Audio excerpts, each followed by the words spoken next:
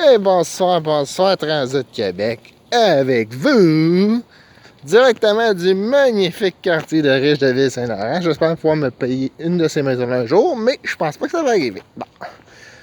À ce soir, on va faire Transit Québec, se défoule, volume 1, édition 1. Et on va parler à ce soir des médias. Des médias et peut-être de leurs intérêts commerciaux à voir la crise de la COVID-19 se prolonger dans le temps. Là, on va faire un petit peu de affaires conspirationnistes, peut-être. Ça va verser peut-être un petit peu dans le conspirationnisme, mais why not? C'est parti. Si vous avez écouté les points de presse de la tribune de la presse à 13h avec Arruda, Legault, McCann, Nord, Dubé, avez-vous remarqué que les journalistes à ces points de presse-là posent des questions très soft? Des questions qui tendent beaucoup à vouloir encourager le gouvernement à faire du confinement. Encore plus de confinement. Mais pourquoi ces journalistes ne posent pas des questions sur la gestion du système de santé, les chiffres, pourquoi telle et telle décision est prise? En passant, on a appris grâce à Pascal Bérubé du PQ cette semaine que c'était tout écrit sur une napkin, probablement une napkin du Normandin. Le pourquoi du comment, du pourquoi qu'on confine, c'est écrit sur une napkin. Bon. Ceci étant dit,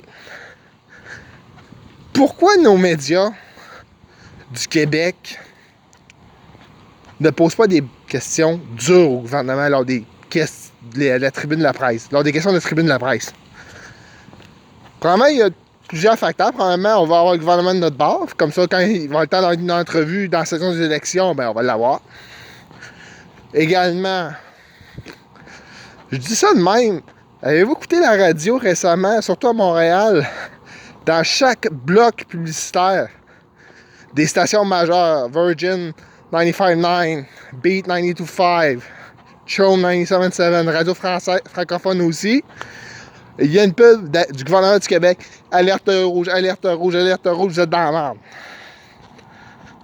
Avez-vous pensé commercialement comment ces annonces-là sont payantes pour les stations de radio commerciales, pour Cogeco, pour Québécois, pour des médias?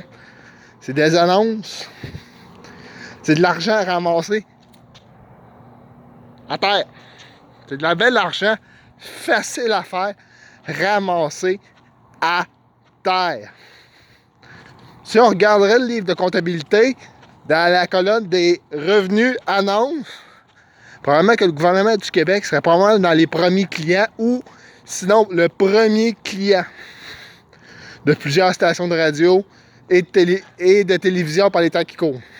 Donc, est-ce que les médias n'auraient pas un intérêt commercial à voir la crise de la COVID se prolonger pour engranger plus de revenus et ainsi de suite? Je vous laisse en juger. Puis, dernier point, pourquoi nos médias nous posent des petites questions softball à François Legault, des questions quasiment pour augmenter le confinement? C'est que vous êtes une chaîne de télé, comme TVA. Si les gens ne travaillent pas, puis sont à la maison, qu'est-ce qu'ils font? Ils vont regarder la TV. Plus de télé veut dire plus d'auditoire. Et quand on va arriver au sondage l'année prochaine ou dans les prochains mois, on va regarder le sondage et on va dire « Hey, regardez, on a une belle augmentation de nos codes d'écoute. On monte le prix de nos pubs. Voici le nouveau prix. Payé à cette heure. » Donc, quand vous attendez le boys club de 13h de la tribune de la presse du Québec poser leurs petites questions softball, posez-vous vraiment la question, est-ce qu'ils font du journalisme pour vous ou pour leur boss en haut? Fait que c'est tout pour asseoir.